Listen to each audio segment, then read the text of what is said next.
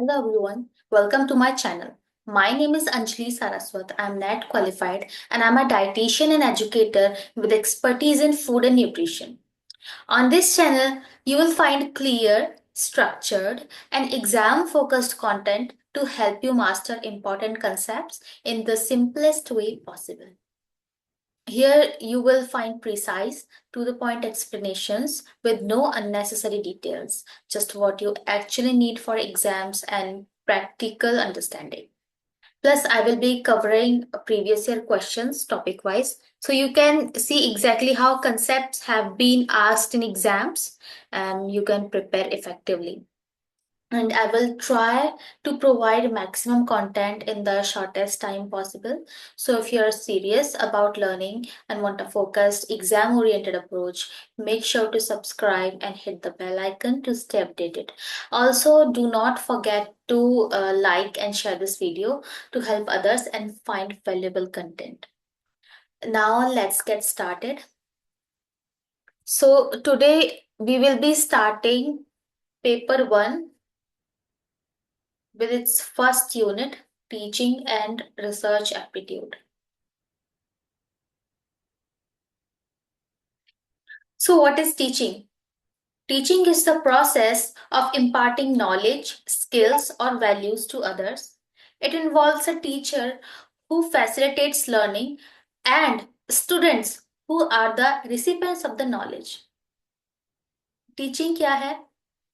ये नॉलेज को इम्पार्ट करने का, पहुंचाने का या देने का एक प्रोसेस है जिसमें कि आप अपनी नॉलेज, स्किल्स या वैल्यू को दूसरों तक पहुंचाते हैं। इसमें a teacher is involved who facilitates learning. एक टीचर है जो आपको सिखाता है, and students who are recipients of that knowledge. और स्टूडेंट्स होते हैं जो उस नॉलेज को सीखते हैं या ग्रहण करते हैं। अब टीचिंग एप्टीट्यूड क्या होता है? Teaching aptitude refers to the natural or acquired ability to teach and facilitate learning in others. It is a combination of various skills, abilities, and qualities that enable an individual to be an effective teacher. Teaching aptitude वो काबिलियत है, वो ability है, वो क्षमता है जो कि आपको कोई भी चीज सिखाने में बहुत महत्वपूर्ण भूमिका निभाती है। टीचिंग एप्टीट्यूड जो है ये नेचुरल और एक्वायर्ड दोनों ही हो सकता है। या तो आप नेचुरली बहुत ही अच्छे हैं किसी को अपनी चीजें समझा पाने में या कुछ सिखा पाने में, या फिर समय के साथ प्रैक्टिस करके आपने ये सीखा कि कैसे बेहतर तरीके से पढ़ाया जा सकता है। तो teaching aptitude refers to the natural और acquired ability to teach and facilitate learning in others. आप नेचुरली या फिर सीख कर आपकी जो क्षमता है उसको बेहतर कर सकते हैं। It is a combination of various skills. आपकी स्किल्स, एबिलिटीज या क्वालिटीज का कॉम्बिनेशन है ये, जो कि किसी भी व्यक्ति को एक इफेक्टिव टीचर बनाता है ताकि वो अपनी बात को दूसरों तक आसानी से और बहुत इफेक्टिव तरीके से पहुंचा पाए। अगले स्लाइड में देखते हैं क्या है। अब आता है TL model of teaching. In this TL model, T and L refers to teaching and learning. TL model of teaching is a depiction of the teaching and learning environment, including the behavior of teachers and students while the lesson is presented. तो TL model of teaching क्या बताता है कि एक depiction है, क्या दर्शाता है? टीचिंग और लर्निंग एनवायरनमेंट को। इसमें टीचर्स और स्टूडेंट्स का बिहेवियर भी आता है जब कोई भी लेसन पढ़ाया जा रहा होता है। जो फ्रेज है TL model of teaching, it implies that teaching and learning are integrally related acts. Teaching और लर्निंग इंटीग्रली रिलेटेड एक्ट्स है, यानी कि ये आपस में जुड़े हुए हैं, इसीलिए इनको इंटीग्रली रिलेटेड कहा गया है। टीचिंग जब भी आप पढ़ाते हैं तो क्या तीन चीजें हैं जो मेन होती है। पहली चीज एक टीचर होता है, जैसे कि ये डायग्राम में दिखाया गया है। पहली चीज है टीचर। टीचर जो है लर्नर को कुछ सिखाएगा, तो दो एलिमेंट्स हो गए, एक टीचर, दूसरा लर्नर। और कैसे? टीचर सब्जेक्ट मैटर की हेल्प से लर्नर को सीखने में हेल्प करेगा। तो यहाँ पे तीन चीजें हो गई, टीचर, सब्जेक्ट मैटर या लर्निंग मटेरियल, एंड लर्नर्स। ये तीनों एलिमेंट्स हैं, कोर एलिमेंट्स हैं, जो कि मिलकर पूरा सिस्टम बनाते हैं एजुकेशन का। इसमें इसको ट्रायडिक कहा गया है। Teaching is triadic in nature. Triadic मतलब त्रिगुणात्मक। Tri means three. जिसमें इसमें तीन एलिमेंट्स हैं, teacher, students and subject matter.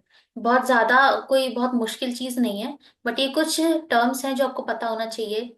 जैसे TL, model of teaching, implies that teaching and learning are integrally related acts. This integrally related acts, this terminology is very important. And this word triadic in nature, this triadic word is also important that I have highlighted with blue. तो इसमें बहुत ज्यादा कुछ समझने जैसा है नहीं। कहीं भी अगर क्वेश्चन आता है कि अ, इसका नेचर कैसा है, तो ट्रायडिक अगर है तो आप इसमें टिक कर सकते हैं। अब नेक्स्ट स्लाइड देखते हैं। अभी ये टॉपिक वैसे काफी आसान है, लेकिन फिर भी कुछ क्वेश्चंस ऐसे आ जाते हैं जो कि जब हम करने बैठते हैं तो टर्मिनोलॉजी की वजह से ही हमें समझ नहीं आता कि इस क्वेश्चन को कैसे किया जाए।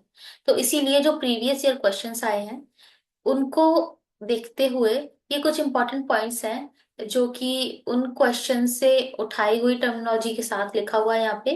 तो पॉइंट वन देखते हैं, ये भी हम पढ़कर भी आए हैं। Teaching and learning are integrally related acts. ये आपस में जुड़े हैं, इसीलिए टीचिंग एंड लर्निंग को हम इंटीग्रली रिलेटेड बोल रहे हैं। Second point is teaching is a social act while learning is a personal act. बिल्कुल ठीक बात है। टीचिंग आप क्या कर रहे हो, दूसरे के लिए कर रहे हो, आप दूसरे को सिखा रहे हो। जब आप दूसरे के लिए कुछ करते हैं तो वो सोशल हो जाता है। बट जो सीख रहा है वो खुद के लिए सीख रहा है, आप खुद पे फोकस करते हैं। तो इसीलिए कहा गया है कि teaching is a social act while learning is a personal act. Same इसी एनालॉजी के साथ प्रीवियस ईयर क्वेश्चंस में एक और क्वेश्चन आपको देखने को मिलेगा, जिसमें कि लिखा हुआ है teaching is like selling while learning is like buying. मतलब टीचिंग बेचने जैसा है, जबकि लर्निंग यानी सीखना खरीदने जैसा है। Third point, teaching can't take place without learners but learning can happen even without a teacher. यानी कि टीचिंग नहीं हो सकती जब तक लर्नर नहीं होगा आपके सामने। आप किसको पढ़ाओगे, कैसे पढ़ाओगे, जब आपके सामने कोई होगा ही नहीं तो वहां लर्निंग का कोई पॉइंट नहीं रह जाता ना। तो यानी कि टीचिंग नहीं हो सकती बिना लर्नर के, but learning can happen even without a teacher. Learning हो सकती है बिना टीचर के भी। जरूरी नहीं है कि अगर आपको कोई चीज सीखनी है तो आप एक टीचर लेके बैठोगे अपने सामने, वो आपको सिखाएगा तभी आप सीख पाओगे। और भी कई तरीके हैं जिनसे आप सीख सीख सकते हैं। तो इसीलिए कहा गया है कि टीचिंग जो है बिना लर्नर्स के नहीं हो सकती, लेकिन लर्निंग बिना टीचर के भी पॉसिबल होती है। अब क्वेश्चंस देखते हैं इसी टॉपिक से रिलेटेड कुछ, जो कि इस टॉपिक को समझने में थोड़ी और हेल्प करेंगे। ये क्वेश्चन है सितंबर 2020 से, ये प्रीवियस ईयर क्वेश्चन है। The phrase TL model of teaching implies that. यहाँ आपके सामने चार ऑप्शंस हैं, इनमें से जो सबसे ज्यादा अप्रोप्रिएट ऑप्शन होगा वो आपको टिक करना है। हो सकता है आपको लगे कि एक से ज्यादा ऑप्शन भी ठीक है, लेकिन यूजीसी नेट एग्जाम्स में इस तरह के कई क्वेश्चंस आते हैं आपके पेपर वन में, पेपर टू में, दोनों में ही, जिसमें कि बहुत सारे क्वेश्चंस में आपको देखने को मिलेगा कि आपको एक से ज्यादा ऑप्शन ठीक लगेगा। आपको लगेगा कि ये यही क्यों ठीक है, ये मेरा वाला ठीक क्यों नहीं है। तो बात ये है कि इसमें जो मोस्ट अप्रोप्रिएट आंसर होता है आपको वो टिक करना होता है। जिस ऑप्शन में सबसे ज्यादा ठीक बात कही गई है आपको वो सिलेक्ट करना होता है। अब देखते हैं ये क्वेश्चन क्या कह रहा है। The phrase TL model of teaching implies that, चार ऑप्शंस है, teaching and learning are independent acts. सीखना और सिखाना इंडिपेंडेंट एक्ट्स हैं, मतलब दोनों से बिल्कुल अलग हैं, जुड़े हुए नहीं है। दूसरा ऑप्शन है teaching and learning are integrally related acts. Teaching और लर्निंग यानी सीखना और सिखाना आपस में जुड़े हुए हैं। तीसरा ऑप्शन है टीचिंग एम्स एट लर्निंग, यानी कि टीचिंग का एम होता है लर्निंग कराना। फोर्थ ऑप्शन है टीचिंग कॉजेज लर्निंग, यानी कि टीचिंग करने से लर्निंग होती है। इन चारों पॉइंट्स में सबसे ज्यादा अप्रोप्रिएट, सबसे ज्यादा ठीक कौन सा लग रहा है? फर्स्ट ऑप्शन देखिए, teaching and learning are independent acts.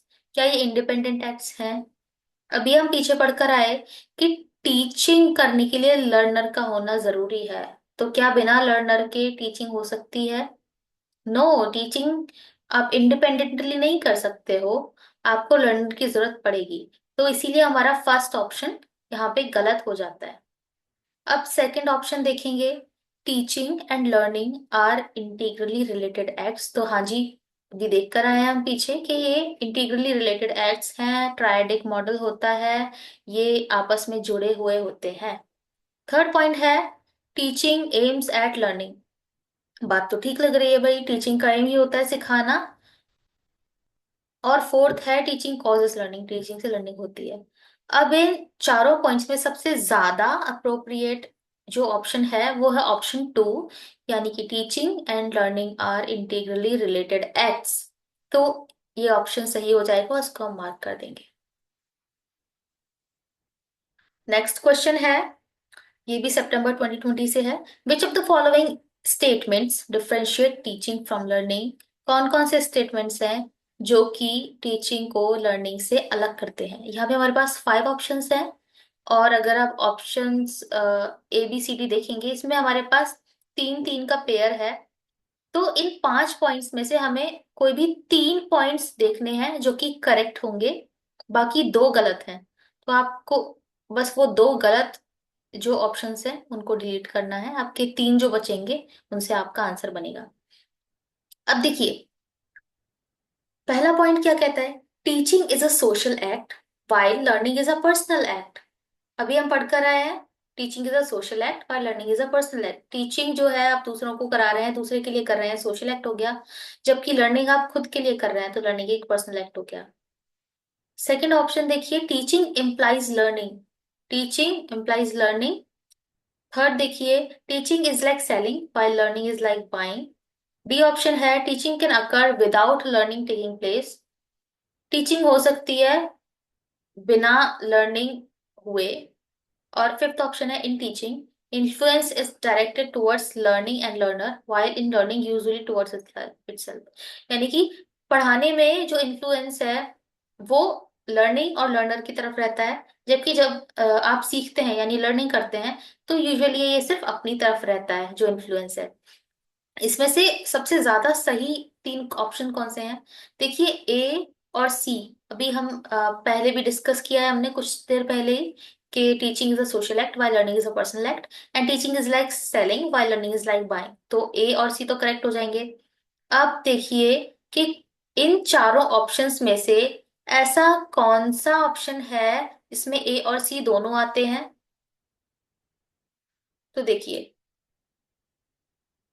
A and B दोनों में ही आपका ए एंड सी ऑप्शन है। बाकी नीचे वाले जो दोनों हैं, इसमें ना तो ए है और ना ही सी है। तो इनको तो आप छोड़ दीजिए। ऊपर वाले जो दोनों ऑप्शन है इसमें ए और सी दोनों हैं। अब हमें चुनना है ई और बी में से। तो देखिए, बी कहता है टीचिंग इम्प्लाइज लर्निंग, ई कहता है in teaching influence is directed toward learning and learner, यानी कि टीचिंग में जो ध्यान है वो लर्निंग और लर्नर की तरफ रहता है, इन्फ्लुएंस। जबकि लर्निंग में जो सीख रहा है वो खुद के ऊपर इन्फ्लुएंस होता है उसका। तो जाहिर सी बात है कि ई इज मोर अप्रोप्रिएट। तो आपका ए, सी एंड ई ऑप्शन करेक्ट हो जाएगा। तो आपका ए ऑप्शन यहां से करेक्ट हो जाएगा।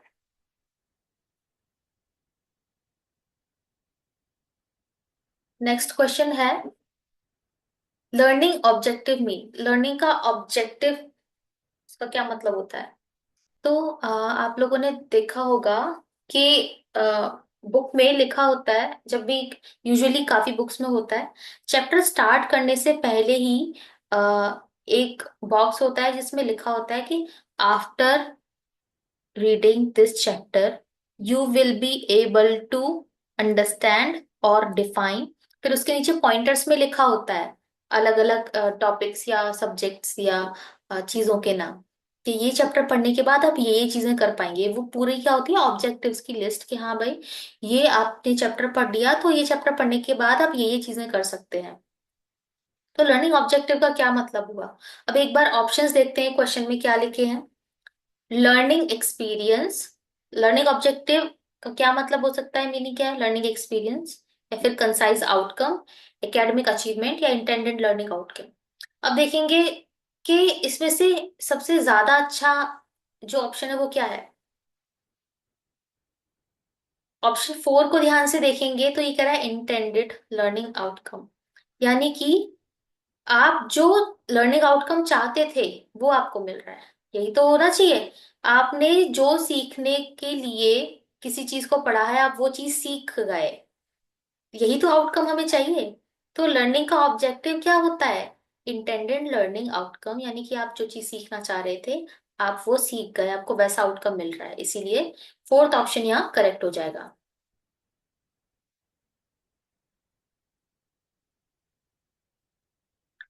अभी बाकी जो नेक्स्ट टॉपिक्स हैं वो हम अगली क्लास में कवर करेंगे।